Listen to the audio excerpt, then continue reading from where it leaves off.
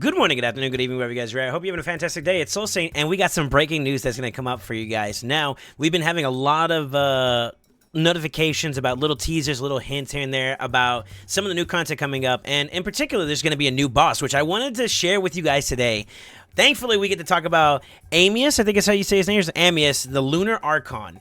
I am going to do a breakdown on his kit. He has not only one form, but two forms, very similar to your Mythic champions, as well as some information regarding what you can look forward to kind of coming up in this content. Now, before we go too much further, I am going to disappear for here for a brief moment, and I want you guys to see what this guy looks like. He is very, very intimidating, and it looks very, like, destructive in the background. I don't know if you look at it, but, like, it looks very dark. It looks ominous. I mean, you see somebody over there kind of killed over on the sides.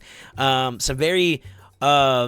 very dark orientated type like aesthetics behind this champion. I think this is a very, very interesting one for us to kind of get a look at and really be able to enjoy. And I'm not gonna lie, I'm very curious to see what you guys think. I think from like an aesthetic standpoint, this guy looks dope. If he's anywhere near like a mythic champion that gets to transform or like terramorph in a sense, or xenomorph, or what do they call they're basically the morphing, you'll be able to see a different iteration of this champion that may be very, very explosive, very, very different looking than his base form stats. So, really, really cool to look at. Now, I did want to take a moment here and just kind of talk about his kit. We're going to go off of his base form as well as his alternative form, and we're going to kind of give a quick look-see and kind of go from there. So, with that being said, let's kind of get into it. He has Waxing Potence. Attacks all enemies, increases the damage inflicted by this skill by 10% for each buff on Amius. Also heals Amius by 100% of the damage dealt, and includes damage dealt to shield buffs. Interesting. Interesting choice. So automatically, there's buffs that are going to be in play. Kind of alludes to why we may have seen like a lot of champions that have been recently introduced to the game that have to do with buff stripping. There may be some correlation there, huh? In addition to that, he also heals by 100% of the damage dealt. So, being able to protect yourself is going to be very, very important. And it says it also includes damage that was dealt to shield. So, a lot of factors when it comes to like lifesteal or healing kind of is superseded by the fact that if it's not doing direct damage to someone's health pool and it's being covered by shields, your overall heal becomes zero. It's really, really unfortunate, right?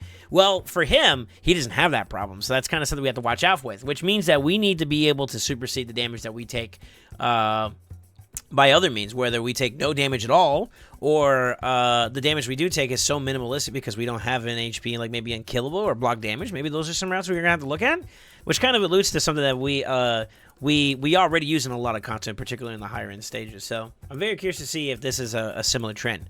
Anyways, his next ability, which is called Lunar Storm, is on a 3-turn cooldown. Attacks all enemies. Before attacking, increases the duration of all buffs and increases the duration of all enemy buffs on enemies by 1 turn. So increases his buff duration, decreases his debuff duration. So that means that he's basically cleansing himself and increasing his efficiency at being buffed. Not bad at all. Increases or heals himself by 20% of his max HP. That's a lot. The heal increases by 5% for each buff that has his duration increased. So the more buffs he has in play, the more healing he's going to be able to do. That's not good. We don't want that at all. Also fills Amius' turn meter by 10% for each debuff that has his duration decreased. So we also get punished for having too many debuffs that are also in play, which is interesting. Turn meter filling for 10%. For each debuff that has its duration decrease. So you don't want to be too overly ambitious with debuffs, and that kind of automatically eliminates some champions that we were thinking about putting in play. That's kind of interesting. Rampant Chaos removes any block buff debuff from Amius and replaces them with a block debuff, lasting for 3 turns. So if we try to use the block buff route, that's automatically a no-go because he can cleanse it. Also removes any debuffs negatively affecting stats and replaces them with their mirrored equivalents, such as decreased attack being replaced with increased attack, and I think the same is also true with decreased speed, increased speed, increased attack for decreased attack type of effects, or shit like defense or anything around those lines. So it makes it automatically a lot harder to deal with him in that sense. Debuffs such as heal reduction and weaken will be replaced with continuous heals and strengthen buffs respectively. That was actually one of the buffs debuffs I was looking at putting on him when I started hearing about healing. Well, what's one way you can deal with healing? Well, remove it, right? By heal reduction. Now this kind of takes it and flips it on its head, and now you have to worry about dealing with it becoming, instead of being a positive thing for your team in terms of addressing him, and now turning it into a negative thing with continuous heals. Now, it doesn't activate right away, right? So that means that you can technically take it away and remove it or strip it. Maybe someone like Sun Wukong could maybe take it and capitalize off of it. I don't know. And then those mirror buffs are lasting for 3 turns. So that means that not only is it happening, but it's going to happen for a turn period where you're going to have to be able to address it. So there may be a way. I'm thinking about like how boss fights normally have they're pretty static in the sense that they consistently do a certain buff or a certain ability at every single time frame. There may be a way that you can apply heal reduction or block buffs, and then when the inverse happens, when he does this rampant chaos, you can turn that into a way to strip him or take away from him, and there may be some viability where you can have that consistently line up. So we're gonna be having to pay attention to like some speed tunes maybe coming down the road, huh? That's something we're gonna have to watch out for. Now, with that being said, he has a passive called Robed, excuse me, in Moonlight. Whenever an enemy is healed, so that's us healing ourselves, Amius is also healed by 25% of the value of the original heal. So healing ourselves is very dangerous. Also doesn't work on heals from swapping HP and equalizing HP. So that's interesting to know. Heals Amius by 100% or Amius by 100% of the damage inflicted against shield buffs. That's not good. If a shield is removed by damage, Amius will heal equal to the value of the full value of the shield. There is so much negativity around shields that it's like you don't want to bring a shield champion in this fight at all. Whenever an enemy decreases a skill's cooldown with an artifact, accessory, mastery, or skill, also decreases the cooldown of Amius, his passive ability by 1 turn, his Ascendance, which we're about to look into. So whenever we decrease a cooldown, so if we use lockout champions or reset champions like Yumiko, it also reduces his cooldown for his passive by 1 turn. That's dangerous. I wonder if that is on a per champion basis, or is it just 1 turn activation altogether? Because then you can maybe work around that, right? Now, let's see what it is that we're looking to work around in the first place. Archon's Ascendance, which is a passive here. I'm going to go ahead and scroll this up so you guys can see it a little bit better as I'm reading along with it. At the start of Amius' turn, he places an Eclipse buff on himself for 3 turns. This buff cannot be removed, transferred, spread, or have its duration increased or decreased by enemies or allies. This skill will be on a 4-turn cooldown at the start of the battle, and whenever Amius transforms into his base form. His passive effect, which is it revives him with 30% HP and 50% turn meter when killed while under an Eclipse buff. This effect only activates if he is killed in his alternate form. So you need to kill him while he's in his base form. Interesting. You need to be able to kill him while he's in his base form, or remove the ability for him to basically revive himself. So maybe block revive could be a possibility there that we may have to see some value in. I'm not entirely sure. And then he also gets 30% and half of his turn meter immediately when he's under that buff. So, like, we can't remove it. It exists there for 3 turns no matter what, being protected. So that's something we got to watch out for. I think the best thing that you can either do is maybe a block revive might be the play there. That seems to be the only way. Or other that, or try to avoid or find a window to kill him in before this effect goes into play, where he has that Eclipse buff on himself. So it's very dangerous. That means you're looking at 4-turn downtime or a 3-turn downtime where you have to watch out for that buff being in play. It's a very small window that you have to look out for, right?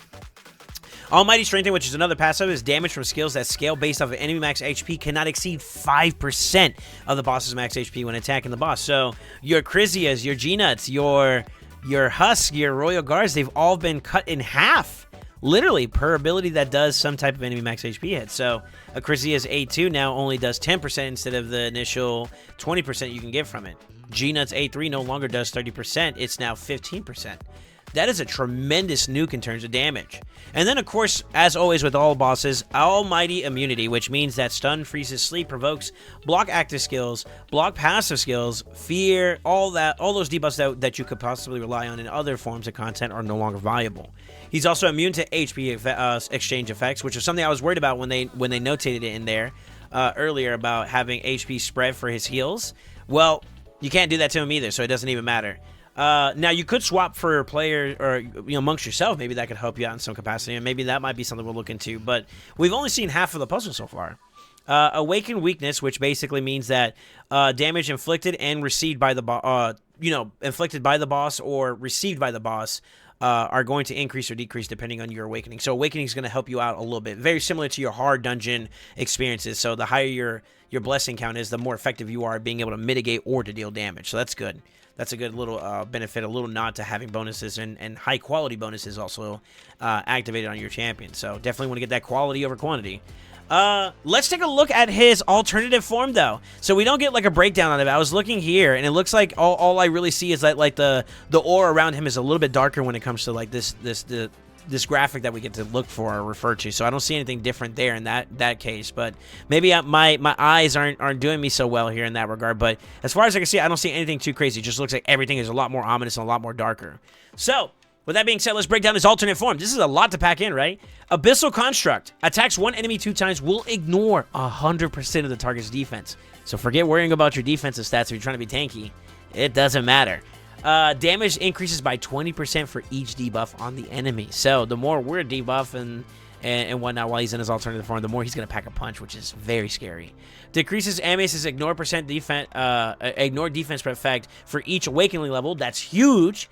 On the target champion. So if he's attacking someone who is only 1 to 2 star awakened, it's 5%, 10% for 3 to 6, and then it stacks up to 50%. So it's very, very interesting. The higher your blessing, the more valuable the reduction on this 100% ignore defense is going to get. So it really kind of reiterates the quality over quantity aspect behind like having your champions, built up and effectively ready to take on this content.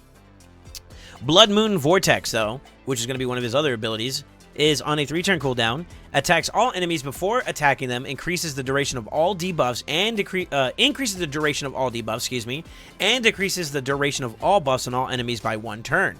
So that basically means that what he was doing for himself when it comes to giving himself extra duration of his buffs or decreasing the duration of debuffs on himself, he's also doing that against us in the sense where he is increasing our debuff timers, and then of course reducing our buff timers. So that's a nice little inverse effect of his abilities there. By 1 turn. So increases damage inflicted by 5% of the target's max HP for each enemy buff that has its duration decreased. So the more buffs we have, the more we're punished for it. How interesting. Also decreases each enemy's turn meter by 10% for each debuff that has its duration increased. That's a dangerous game to play. So each debuff that has its duration increase, we're also getting punished for even more. So it kind of seems like one thing that I'm going to say straight off the rip is going to be being able to cleanse yourself and maintain yourself during the fact of damage. Now remember, there's some other effects that are giving him some heals whenever we're healing, so we have to be very careful on top of that.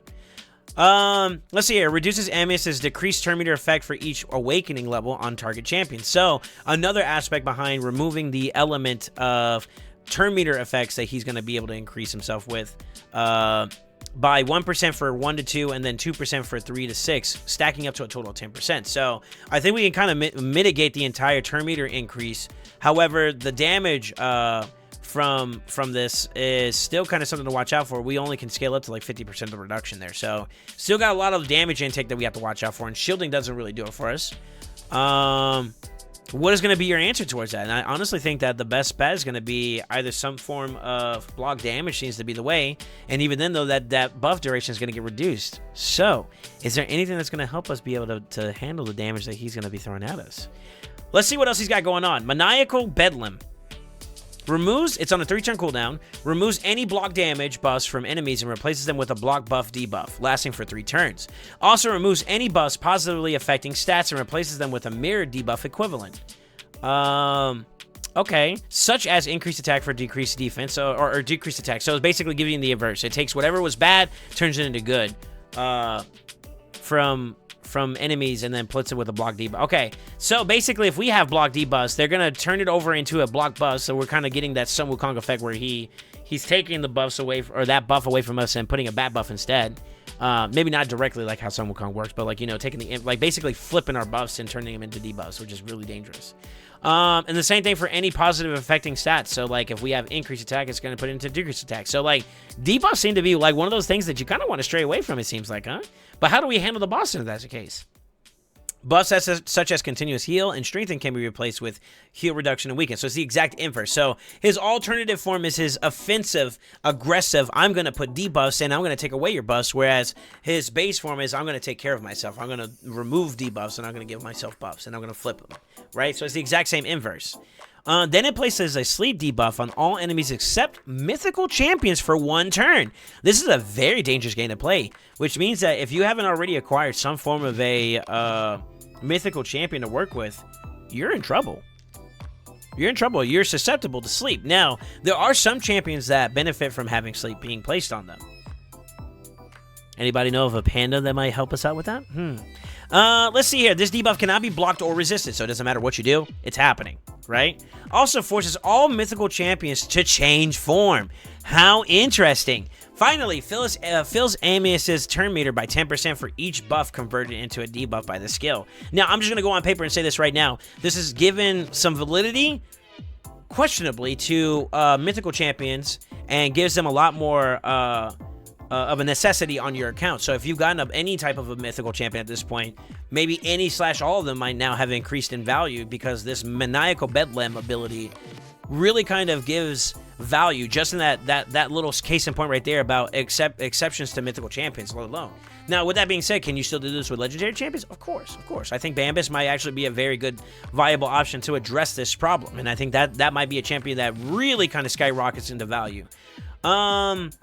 Let's see here. Finally, fills Amius' turn meter by 10% for each buff converted into a debuff. So, if you did have any buffs at this point, now he's gaining something out of it. And if it's happening across 4 or 5 champions, then that could be a crazy amount of turn meter fill for him to a point where he's going to just immediately cut in and get a turn again.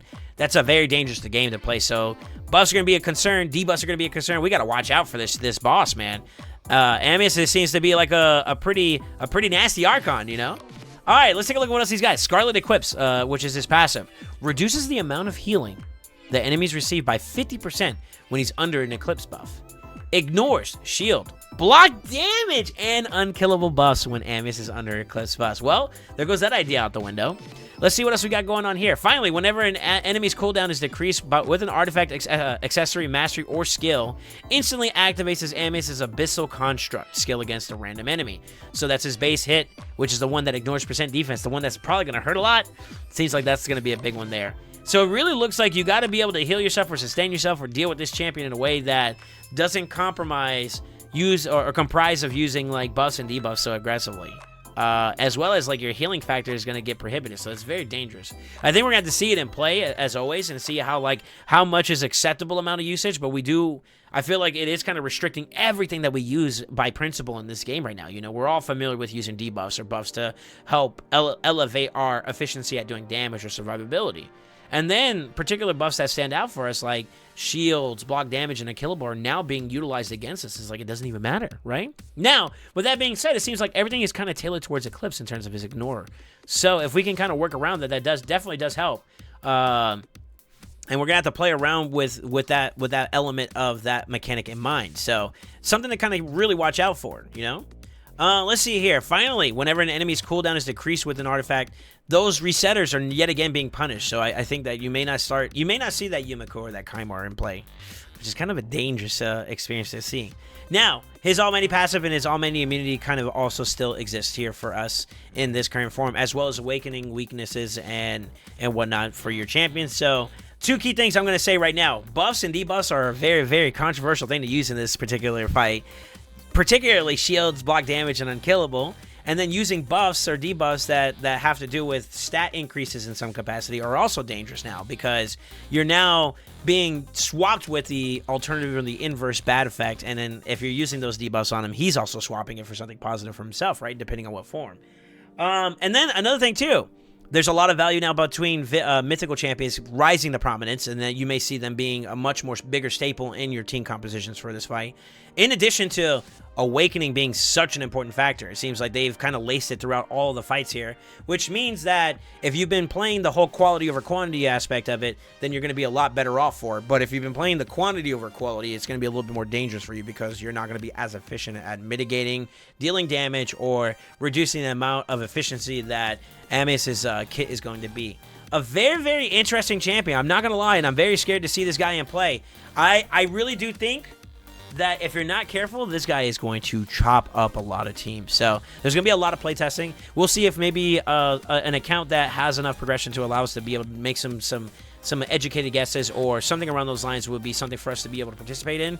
This is going to be a character or a boss fight that is going to be available in the new Sintranos content, so that's something to look forward to. Amius the LUNAR ARCHON, how do we feel? I think 1, he looks cool. 2, he looks like his kit reads like it's going to be a problem. What is your answer? Any tips, any trips? Let me know in the comments. I'm definitely excited to see it. Don't forget to like, comment, subscribe for any other content that we are going to come out as we get it, any embargoes or anything that stops us from being able to broadcast this information to you guys. We'll release it as it is available and ready for you guys to be digested upon. Let me know what you guys think. I'll try to see in my Discord. If you haven't already joined it, it's going to be in the description below. I'll probably post some of the kit information for you guys to read off of. It'll definitely be a great thing for you to be able to review and maybe come up with your own strategies. But if you want to share them, definitely let us know in the comments.